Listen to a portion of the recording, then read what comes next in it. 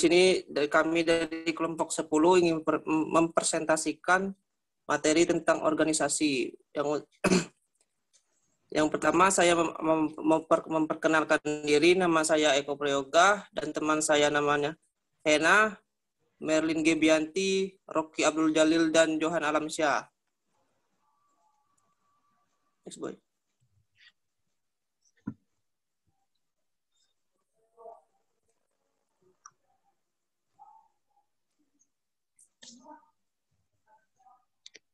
Nah, di sini ada definisi organisasi. Pengorganisasian merupakan proses penyusunan anggota dalam bentuk struktur organisasi untuk mencapai tujuan organisasi dengan sumber daya yang dimiliki dan lingkungan yang melingkupinya, baik internal maupun eksternal. Ada dua aspek utama dalam organisasi, yaitu departementasi dan pembagian kerja yang merupakan dasar proses perorganisasian. Menurut James D. Money mengatakan, organisasi yaitu bentuk setiap perserikatan manusia untuk mencapai tujuan bersama. Sedangkan menurut Chester Lee Bernard memberikan pengertian, organisasi yaitu suatu sistem aktivitas kerjasama yang dilakukan oleh dua atau lebih. Organisasi merupakan proses perancangan struktur formal yang mengelompokkan dan mengatur serta membagi tugas. Di antaranya ada organisasi dalam arti badan, yaitu kelompok yang bekerja sama dengan mencapai tujuan tertentu. Ada juga organisasi dalam arti bagan, yaitu gambaran skematis tentang hubungan kerjasama dari orang-orang yang terlibat dalam organisasi untuk mencapai tujuan bersama. Unsur-unsur dasar yang membentuk organisasi yaitu adanya tujuan bersama, adanya kerjasama dua orang atau lebih, adanya pembagian tugas, dan ada juga kehendak untuk bekerja sama. Ada juga struktur organisasi. Mekanisme formal organisasi diolah. Struktur ini terdiri dari unsur spesialisasi kerja, standarisasi, koordinasi, sentralisasi, atau desentralisasi dalam pembuatan keputusan dan ukuran satuan kerja. Faktor-faktor yang menentukan perencanaan struktur organisasi yaitu: 1. Strategi organisasi mencapai tujuan. 2. Perbedaan teknologi yang digunakan untuk memproduksi output akan membedakan bentuk struktur organisasi. 3.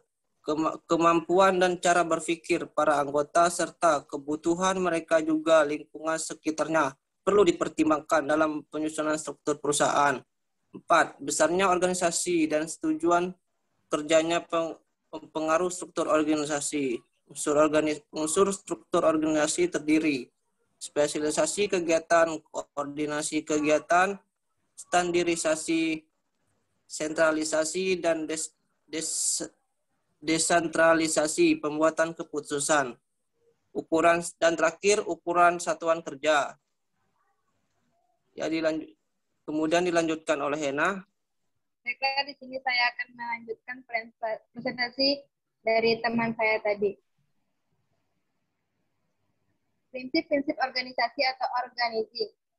Prinsip organisasi adalah hal yang harus dipedomani oleh organisasi dalam menjalankan kegiatan dalam rangka menciptakan tujuan. Prinsip-prinsip organisasi menawarkan petunjuk untuk menciptakan sebuah organisasi yang efisien dan efektif dalam situasi yang dinamis dan konflik. Prinsip perumusan tujuan. Setiap organisasi yang terdiri tentu memiliki tujuan, misalnya untuk pemerintah, badan usaha, maupun organisasi kemanusiaan. 2. Prinsip pembagian kerja. Dalam penataan pelaksanaan kegiatan organisasi, kita harus melakukan pembagian tugas kerja atau untuk menghindari kemungkinan dalam pekerjaan yang ditimbulkan dan terjadinya kelalaian dalam pekerja. Prinsip kedalaksian kekuasaan atau wewenang.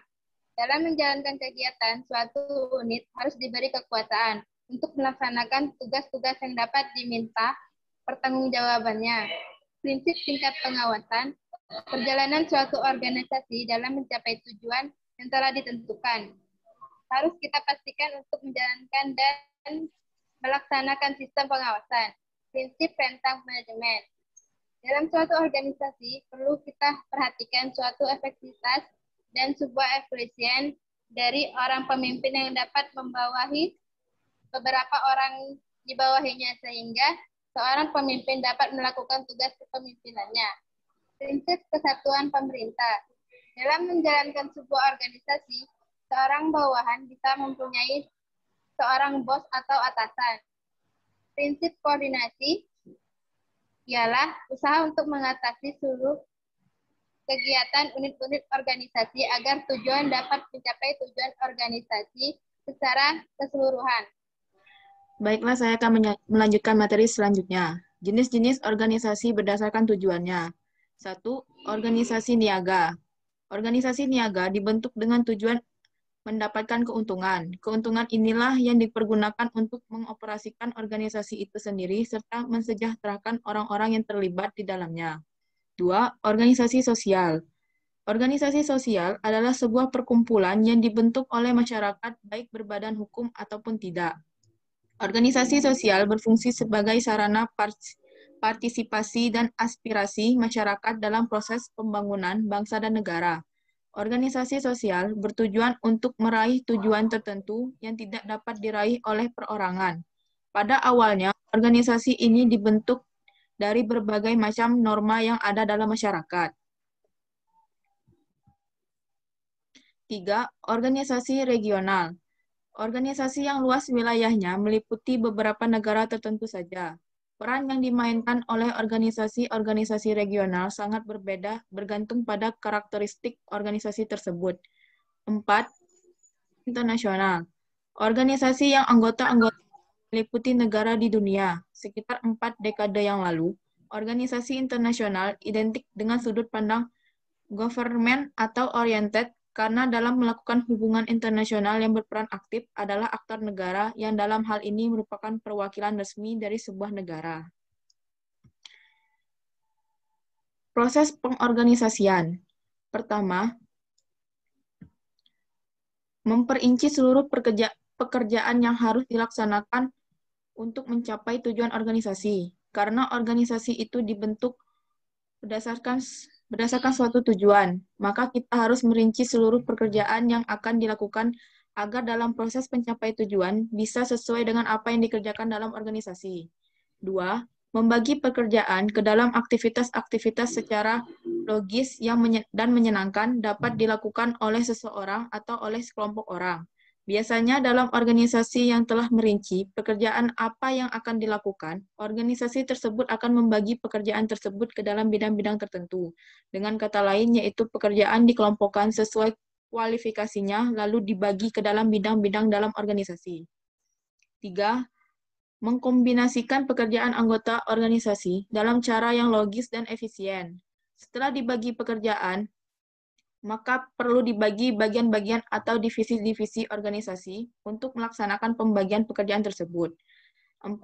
Penetapan mekanisme untuk mengkoordinasi pekerjaan anggota organisasi dalam satu kesatuan yang harmonis. Setelah berhasil membagi pekerjaan sesuai bidang organisasi, maka perlu dilakukan koordinasi antar bidang dan pengurus organisasi agar mempermudah pelaksanaan pekerjaan. Terkadang ada suatu bidang dalam organisasi yang membutuhkan sumber daya yang sama atau data yang sama, itulah perlunya koordinasi. 5. Memonitor efektivitas organisasi dan pengambilan langkah-langkah penyesuaian untuk mempertahankan atau meningkatkan efektivitas. Baiklah, saya akan melanjutkan presentasi dari teman saya. Tujuan organisasi. Adapun tujuannya secara umum yaitu sebagai wadah bersama-sama mencapai tujuan keuntungan yang bermanfaat secara bersama-sama. Sebagai tempat untuk melatih dan menambah pengetahuan, kemampuan, kemandirian, serta sumber daya yang dimiliki. Yang pertama, lebih mengutamakan kebersamaan. Di dalam sebuah organisasi, pastinya kita akan lebih dituntut untuk lebih mementingkan kebersamaan, karena di dalamnya selalu menyangkut dengan orang banyak. yang dimana kita harus bekerja sama dengan anggota lainnya dan tidak dapat membebankan hanya pada satu orang saja. Jadi setiap anggota akan lebih termotivasi untuk saling bekerja sama supaya tujuan mereka cepat tercapai. Mudahnya dalam menyelesaikan masalah.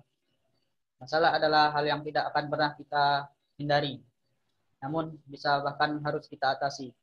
Di dalam sebuah organisasi itu, masalah adalah lumrah untuk diperbincangkan, dikarenakan setiap anggota itu mempunyai pendapat dan karakter yang berbeda. Namun di sisi lain, peran penting sebuah organisasi di mana masalah yang timbul itu tidak akan dibebankan atau diputuskan oleh salah satu anggota saja, tetapi seluruh anggota harus ikut aktif dalam memecahkan masalah tersebut. Ketiga, mengajarkan atau membudayakan jiwa kepemimpinan. Jadinya Tuhan sudah menganugerahkan jiwa kepemimpinan manusia itu sejak mereka lahir. Namun tidak semua orang yang dapat menjadi seorang pemimpin. Hal ini karena kemampuan yang dimiliki oleh manusia itu berbeda-beda di dalam sebuah organisasi. Anda dapat melatih jiwa kepemimpinan Anda karena di sini ada diberi kesempatan untuk belajar dan berkembang, menciptakan inovasi dan kreativitas serta selalu berpikir positif. Dilatih menjadi lebih berani dalam mengambil keputusan dan sesama. Bentuk-bentuk organisasi. Bentuk-bentuk struktur organisasi yang sering digunakan adalah organisasi yang umumnya terdiri dari 3 bentuk, yaitu struktur organisasi fungsional, struktur organisasi divisional atau berdasarkan produk atau pasar, dan struktur organisasi matriks. Struktur organisasi fungsional. Struktur organisasi fungsional ini merupakan struktur organisasi yang paling umum digunakan oleh suatu organisasi, di mana pembagian kerja dalam bentuk struktur organisasi fungsional ini dilakukan berdasarkan fungsi manajemennya seperti keuangan, produksi, pemasaran, dan sumber daya manusia. Karyawan-karyawan yang memiliki keterampilan atau skill dan tugas yang sama akan dikelompokkan bersama ke dalam satu unit kerja. Baiklah, saya akan melanjutkan presentasi teman-teman sebelumnya. Struktur organisasi matrik. Struktur organisasi matrik merupakan kombinasi dari struktur organisasi fungsional dan struktur organisasi divisional dengan tujuan untuk menutupi kekurangan-kekurangan yang terdapat pada kedua bentuk struktur organisasi tersebut. Struktur organisasi matrik ini sering juga disebut dengan struktur organisasi proyek karena karyawan yang berada di unit kerja fungsional juga harus mengerjakan kegiatan dan tugas proyek-proyek yang ditugaskan kepadanya. Struktur organisasi matrik ini mengakibatkan terjadinya multi komando, di mana seorang karyawan diharuskan untuk melapor kepada 2 pemimpin, yaitu pemimpin di unit kerja dan fungsional dan pemimpin proyek. Struktur organisasi divisional merupakan suatu organisasi yang dikelompokkan berdasarkan kesamaan produk, layanan, pasar, dan letak geografis. Organisasi bentuk divisional ini biasanya diterapkan di perusahaan yang berskala menengah ke atas. Hal ini dikarenakan biaya operasional akan lebih tinggi jika dibandingkan dengan bentuk organisasi fungsional. Selesai, terima kasih. Teman-teman semua, apakah di sini ada pertanyaan? Oke, silakan siapa yang mau Silakan bertanya, bertanya? silakan. Tanya banyak-banyak. Ibu mau menugaskan saja sambil menunggu teman-teman yang lain ya, yang mau bertanya itu coba untuk slide sebelumnya coba. Slide sebelumnya ada 3 ya. Ada slide sebelumnya. Mana slide sebelumnya ini? Sebentar dulu ya, Bu. Ya, terus. Lagi belum. Terus, ya ini 3. Nah, coba berikanlah contohnya ini untuk organisasi fungsional, terus organisasi divisional, kemudian matriks ya. Nah, struktur organisasinya itu seperti apa sih gitu ya? Nah, karena kan di sini kan yang paling umum digunakan. Nah, itu. Jadi yang paling umum digunakan yang untuk fungsional ini seperti apa sih strukturnya gitu loh. Ya, coba berikan contohnya lah. Sambil menunggu untuk partisipan yang lain mengajukan pertanyaan. Pertes, permisi. Ayo ditanggapi itu, ada Muhammad Intan mau bertanya. Iya. Izin saya Muhammad Intan Narfis ingin bertanya. Kalian membahas tentang suatu organisasi kan? Nah, Iya. di organisasi itu ada anggota. Bagaimana jika kalau ada anggota yang bandel dalam organisasi tersebut? Apakah anggota itu dikeluarkan atau diberi sanksi dulu? Jika anggota itu dikeluarkan, bagaimana tata cara pengeluaran anggota dalam suatu organisasi? Terima kasih. Yuk. Oke, yang lain? Lanjut. Yang tidak pernah bertanya ini ya. Mau Ibu tunjuk ya? Mau Ibu tunjuk nggak? Selama satu semester, udah hampir 1 semester ya. Nggak pernah bertanya ini. Ayo bertanya ya. Siapa yang belum pernah sama sekali lah.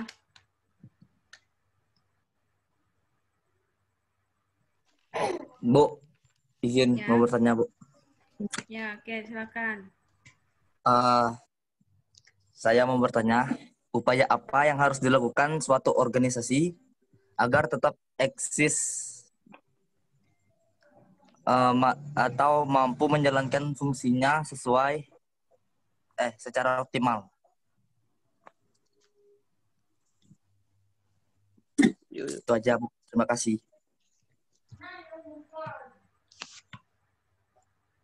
Merlin, sudah 3 pertanyaan. Sudah 3 pertanyaan ya. Bu. Baiklah, saya akan menjawab pertanyaan dari Intan Arfias. Menurut saya, diberi sanksi terlebih dahulu. Namun jika kesalahan tersebut terus-menerus dilakukan, maka pihak perusahaan mungkin tidak akan toleransi lagi. Dan pilihan terakhir adalah dengan mengeluarkannya. Tata cara mengeluarkannya mungkin bisa dilakukan dengan cara yang baik-baik, dengan cara memanggilnya ke ruangan atasan yang punya kuasa untuk memecat anggota, lalu memberinya surat pernyataan pengeluaran atau surat PHK kepada anggota tersebut. Sudah, Bu.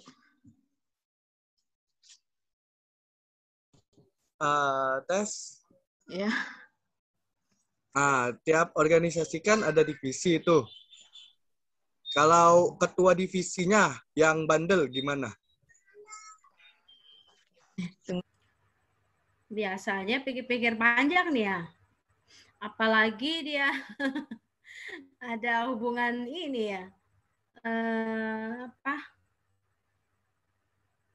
Apa ya, katakanlah ada KKN di situ ya. Jadi terkadang sulit juga ya kalau mau ini. Tapi biasanya Muhammad, ini dia posisinya paling atas apa gimana nih? Kalau yang paling atas, kalau yang biasanya yang paling atas, ya posisi paling pimpinan paling atas, itu dia nggak mungkin mau bertindak seenak-enaknya. Malah dia kan lebih menjaga image dan menjaga kelangsungan hidup perusahaan. Nanti akan segala dampak yang dari tindak tanduknya kan itu jadi sorotan. Nah, biasa dia ekstra hati-hati. Namun biasanya yang agak-agak bertingkah itu ya bisa level-level menengah ke bawah gitu ya. Nah, pertanyaan si Intan ini diperluas bagaimana jika dia di level manager misalnya ya. Iya. Di level yang di tengah-tengah lah. Bawahan sekalipun enggak, dia atas sekalipun enggak gitu kan. Nah, itu gimana coba? Coba Ardila Yunita. Sepertinya Ardila nih sedang merenung ini. Dia mikir-mikir, aduh gimana ini kalau seandainya ini ya. Ketemu atasan yang memang pas gitu ya. Dengan seperti yang dikatakan temen nih, Muhammad Intan Arfis. Muhammad Asfarezan, ada tanggapan? Atau Andri Mulia? Andri Mulia ada tanggapan? Ini belum. untuk ya.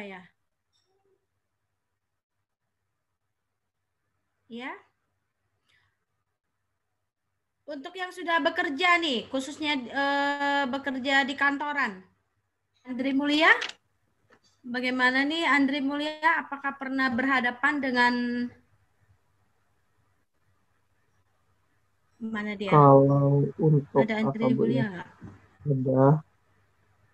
Kalau untuk dari menurut saya sendiri ya Bu ya, kalau untuk di kantor saya sendiri sih bagi kita yang ngerasa atasannya emang yang lebih bandel daripada bawahannya, kan kita pasti punya pimpinan cabang. Dan masih punya pimpinan. Nah untuk itu juga kan di setiap kantor itu ada kotak saran ya. Nah yang dimana kotak saran itu bisa kita isi dan nanti setiap minggu dan setiap bulan itu akan ada evaluasi. Nah biasanya setiap saran yang kita masukkan di dalam kotak saran itu pasti akan dievaluasi setiap minggunya dan dibacakan ketika kita lagi briefing pagi bersama. Nah nanti evaluasi semua itu setiap bulan pasti akan ada evaluasi. Nah, di evaluasi itulah gimana nanti penentuannya. Dan penentuan untuk itu pun tidak melibatkan 1-2 orang, tapi semua karyawan yang ada dalam suatu perusahaan itu. Kalau di kantor saya sih seperti itu, Bu. Ya. Apalagi di bank-bank ya. Biasanya di dunia perbankan itu, iya, Bu. segala sesuatu tuh memang ada aturannya ya. Iya. Jadi dia ada briefing ya, ada briefing pagi-pagi kira-kira untuk menapak hari ini kelanjutannya apa nih yang harus kita laksanakan berdasarkan evaluasi sebelumnya, ya kan? Supaya apa? Tujuannya tidak berkelanjutan. Jika ada ketidakberesan di sana, itu jangan sampai ada keberlanjutannya gitu loh. Diantisipasi gitu segera gitu kan. Nah itu biasanya itulah pimpinan tertinggi itu yang memang dia harus ya sebaiknya ya menjadi seorang pemimpin yang memang terbuka untuk saran dan kritik dari para bawahan sehingga bisa mengkaji, mengevaluasi sejauh mana sih gitu loh ya peran dari para manajer atau kepala cabang dan sebagainya lah, peran dari struktur organisasi yang berlaku di sana. Beda-beda perusahaan beda ya, tingkatan-tingkatan dalam struktur organisasinya. Nah makanya ibu minta tadi kepada yang presentasi kelompok ini, ibu minta struktur organisasi fungsional, kemudian divisional, kemudian matriks itu saya minta tolong diberikan contoh gitu loh. Karena ini pasti berbeda-beda ini struktur organisasinya. Oke. Nah, sudah pasti Muhammad Intan Arfis dia memiliki atasan lagi kan? Ya kan, Intan Arfis. Nah, dia memiliki atasan lagi. Jadi dia juga segala tindak lakunya itu juga ada yang mengontrol atasannya lagi kan? Iya. Gitu. Jadi ya memang sih terkadang ada pasti. Namanya di dunia usaha pasti ada lah.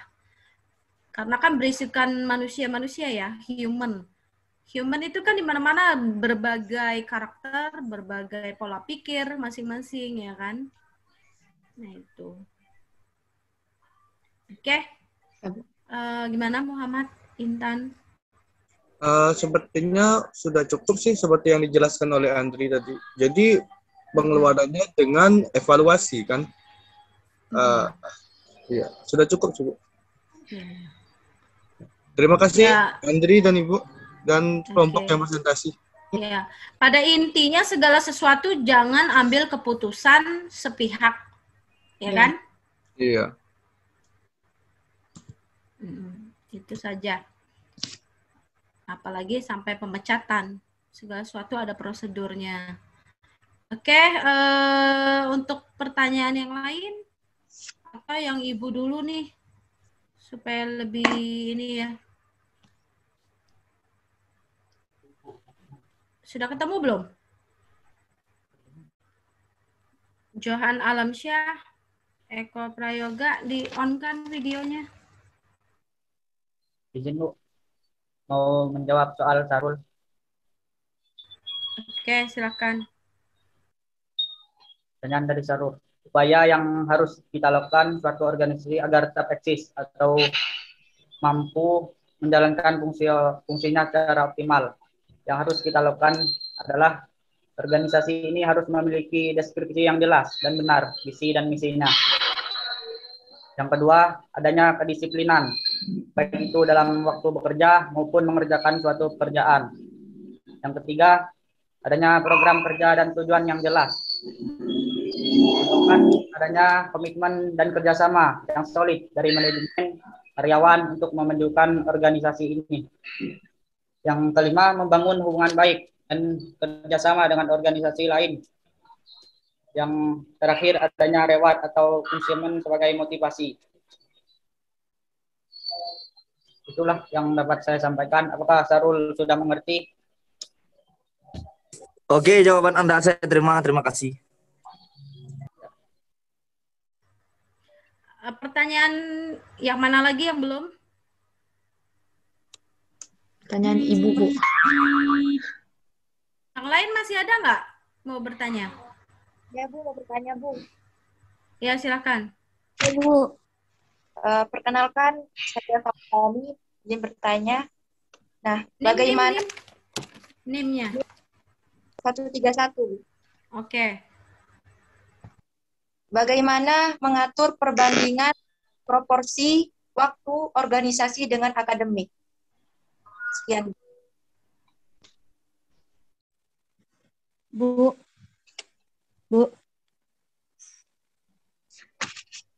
Ya, silakan. Ingin bantu menjawab pertanyaan yang terakhir, Bu. Oke. Jadi cara kita untuk membagi waktu proporsi antara organisasi dan perkuliahan itu tergantung kita memutuskan untuk menentukan skala prioritas kita. Yang pertama, kita harus menentukan skala prioritas kita apa.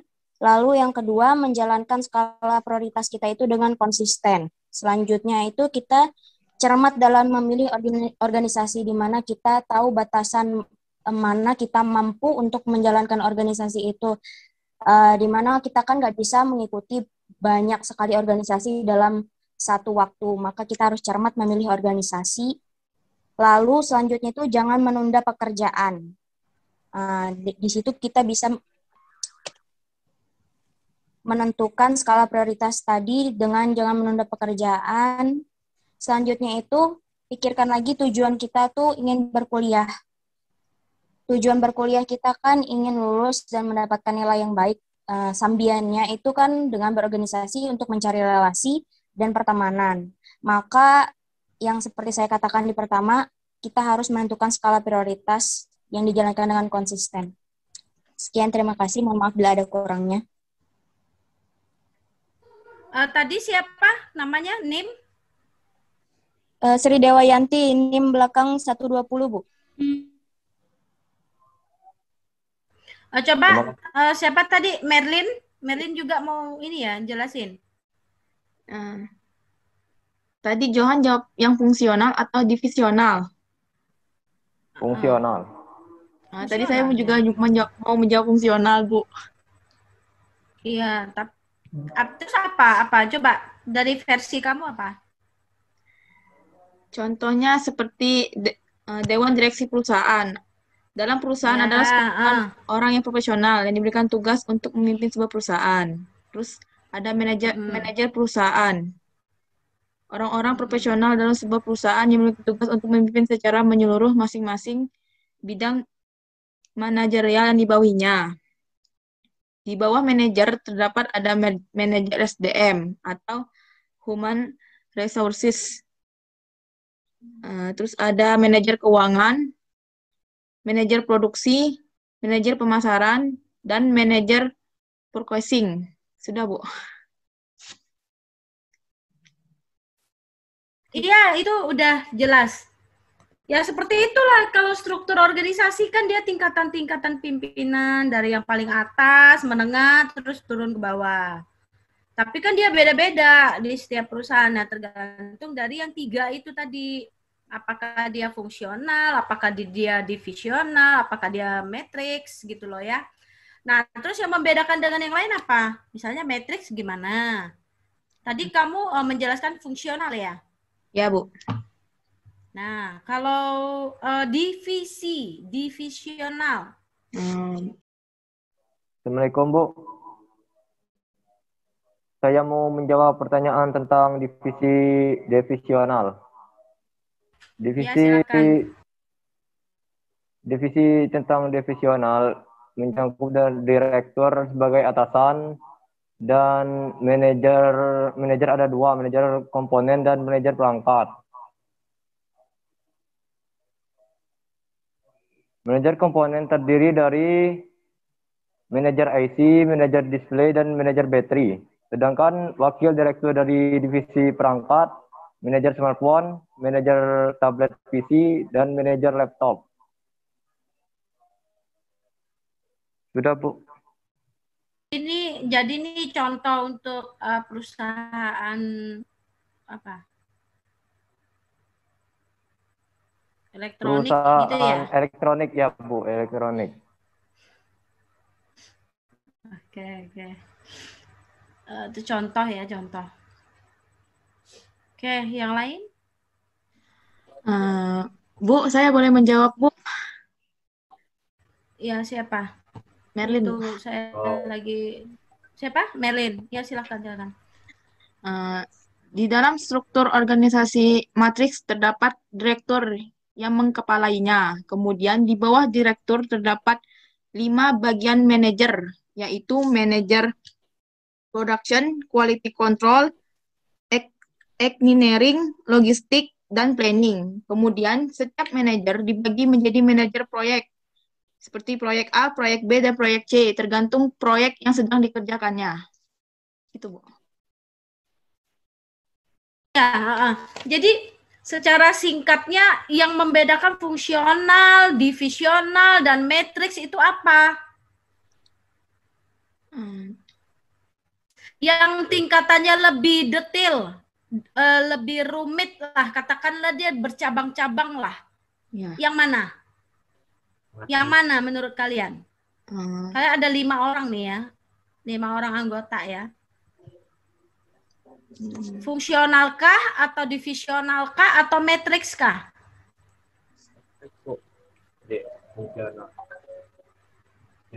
Terlihat dari penjabaran masing-masing itu tadi kalian kan jelasin. Misalnya apa tadi coba slide sebelumnya ada matriks merupakan bla bla bla bla gitu kan. Dari penjabaran demi penjabaran tadi ketiga-tiga itu sekilas tuh udah bisa kelihatan. Ini kan ada struktur organisasi fungsional merupakan bla bla bla bla bla apa, gitu kan? Nah kemudian ada divisional, terus penjabarannya apa? Kemudian matriks penjabarannya apa? Di antara ketiga tuh mana yang paling detail, paling banyak ininya? Tingkatan struktur organisasinya tuh yang lebih banyak gitu. Kayak sepertinya struktur organisasi divisional, Bu. Divisional. Ya, Bu. Apa? Divisional. Karena dia per bagian-bagian. Ya, karena pembagian di dalam suatu organisasi perusahaan itu banyak, Bu. Kalau dilihat dari penjabaran kan cuman lebih identiknya direktur sama manajer. Tapi kalau di divisional ini ada wakil wakil direkturnya, bagian divisi komponen, seperti itu, Bu. Ada kepala bagian. Masih banyak bagian-bagian lagi dibagi, Bu. Divisi keuangan, divisi pemasaran, divisi itu, kan? Ya, Bu. Kalau matrix hampir menyerupai lah ya. Dia ada manajer-manajernya lagi gitu. Ya, banyaknya manajer, lebih Bu. kan sama, mirip-mirip kan? Ya, Bu. Oh. Jadi secara ringkasnya kita harus tahu ya, struktur organisasi. Kalau misalnya gini, misalnya Anda berada di luar kampus, misalnya lagi ngobrol sama teman, ya kan nambah wawasan kan. Misalnya dia dia orang pekerja, orang kantoran, yang sementara Anda belum bekerja misalnya. Nah kan karena Anda mau tertarik mau melamar di tempat dia bekerja, begini, terus dia cerita, struktur organisasi di sini. Nah Anda harus nangkep struktur organisasi. Oh berarti punya tingkatan pimpinannya dari sini ke sini gitu loh ya. Terus cabang-cabangnya seperti ini. Terus dia punya branch manager, dia ada ininya, ada itunya. Nah itu Anda harus tahu kata struktur organisasi itu apa. Ya intinya itu loh ya. Ya Bu. Oke, silakan dibuat kesimpulan.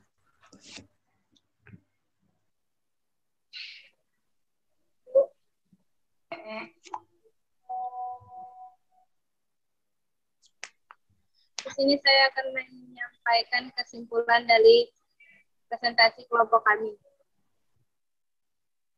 Kesimpulannya ialah, jadi organisasi sebuah wadah untuk manusia dalam membentuk suatu kegiatan atau saling bertukar pikiran yang dapat membangun kepribadian bangsa, yaitu saling kerjasama antara sesama dan saling membantu dalam hal apapun itu. Sekian kesimpulan dari kelompok kami.